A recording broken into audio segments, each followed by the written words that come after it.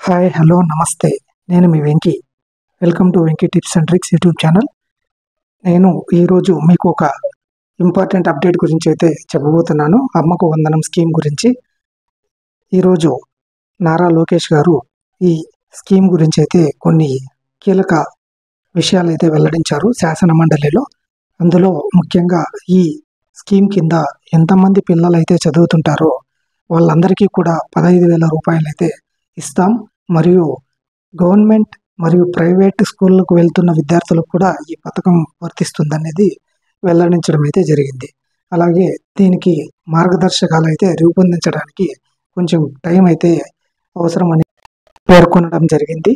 మరియు గత ప్రభుత్వం చేసిన కొన్ని తప్పులను అయితే తిరిగి చేయకూడదన్న ఉద్దేశంతో పనిచేస్తున్నట్టయితే పేర్కొనడం జరిగింది.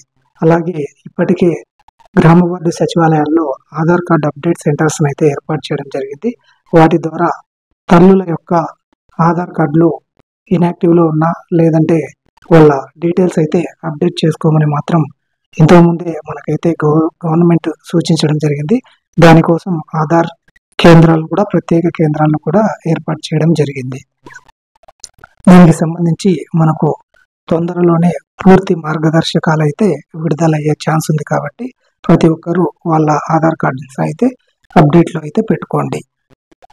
దీనికి సంబంధించిన ఎటువంటి సమాచారం నాకు లభించినా ఖచ్చితంగా మన ఛానల్లో అయితే ఎప్పటికప్పుడు పోస్ట్ చేస్తూనే ఉంటాను. కాబట్టి మన ఛానల్ అయితే అందరూ తప్పకుండా ఫాలో అవ్వండి మరియు సబ్స్క్రైబ్ చేసుకోండి. Thank you for watching. జై హింద్.